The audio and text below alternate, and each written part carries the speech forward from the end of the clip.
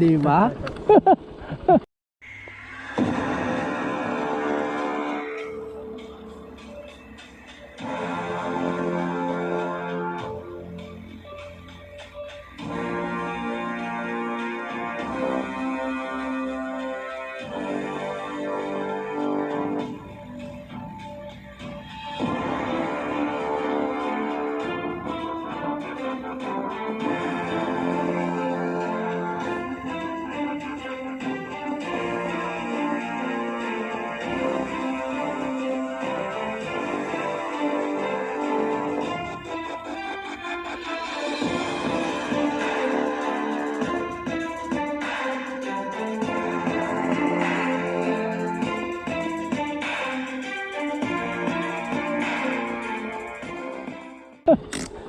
Oh, nag-start na eh.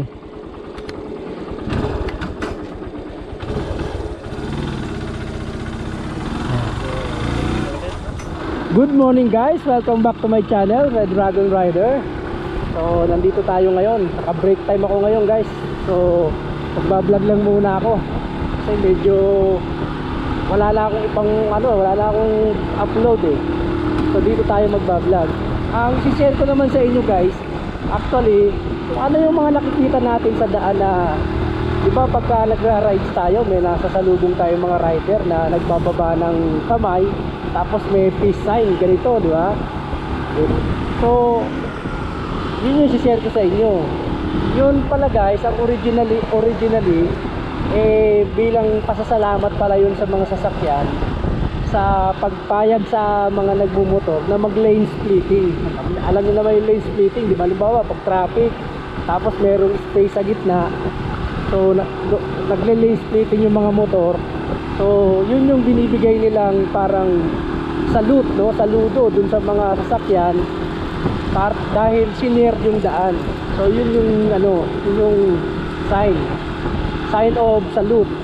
Ngayon, ginagamit na rin ito ng mga riders, lalo na makikita natin yan pag nagra-rides tayo sa mga sa Kaibiyang o sa Marilake. Salubong natin yung mga riders, bubusina, tapos nagbibigay ng gano'n, binababa yung kamay, tapos ganyan, no? Lalabas yung kamay. Ibig sabihin nun, parang ride safe, peace, yan, sa mga kapwa natin riders.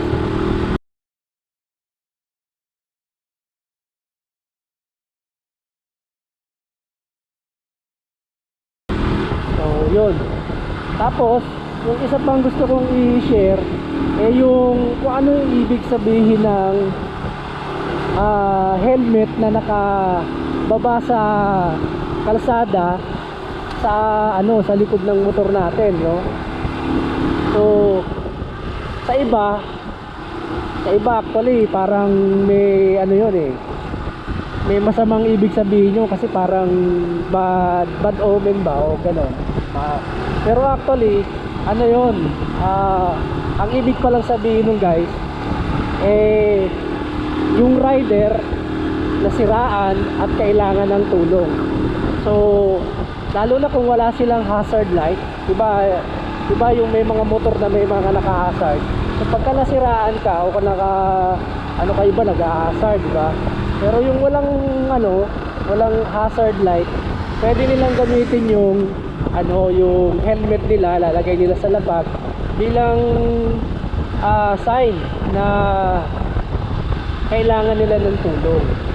So ganun po yung ibig sabihin ng nakalapag na helmet sa kalsada.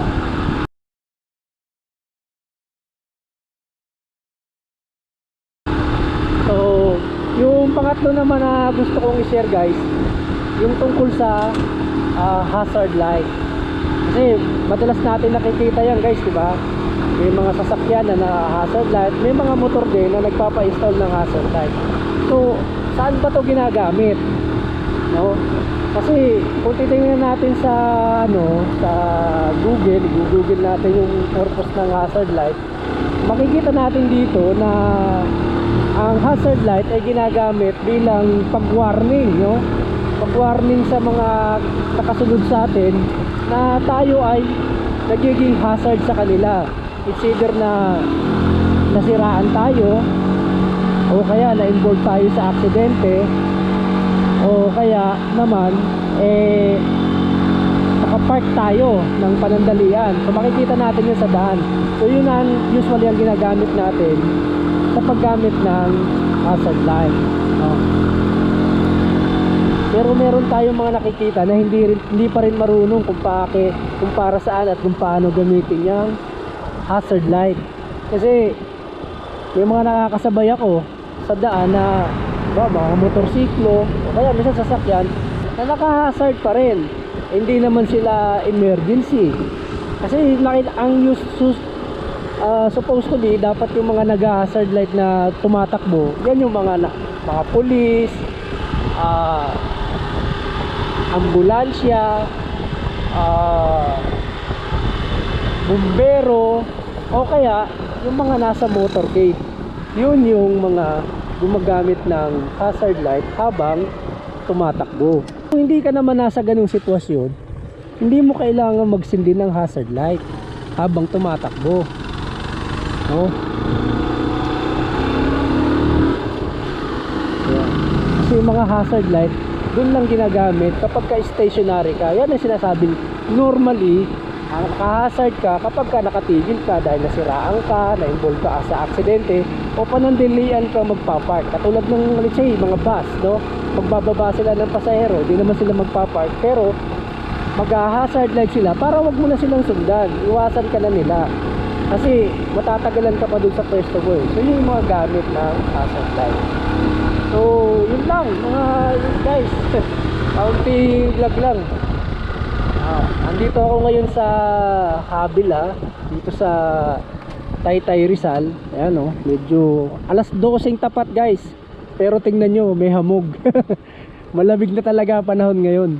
Tsaka medyo mataas tong lugar na to guys. Ayan o, makikita nyo The Peak at Habila. Ayan, so pababa na tayo.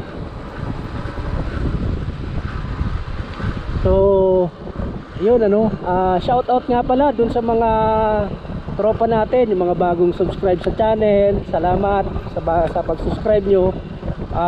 I-follow nyo rin pala yung yung Facebook page ko, no? Yung Red Dragon Rider din ang pangalan ng Facebook page ko. Kasi dun sa ibang mga nag-a-add sa akin as friend sa aking FB, hindi ko na kayo matanggap kasi over sa limit na yung friends ko. So i-follow nyo na lang ako doon sa aking Facebook page Red Dragon Rider, no? Para at least kung meron kayong gustong itanong sa akin, pwede nyo akong tanungin doon. Tsaka yung mga upload natin, ma-update kayo doon. Tapos sa YouTube, salamat din pala sa mga nag-subscribe sa akin, no?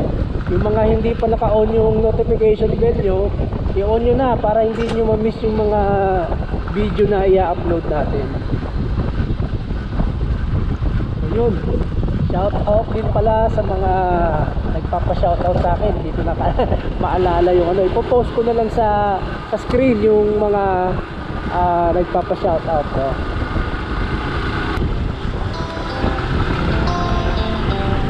Yan, meron din dyan. Nakarating ka na ba dyan guys? Yan, pasyal kita.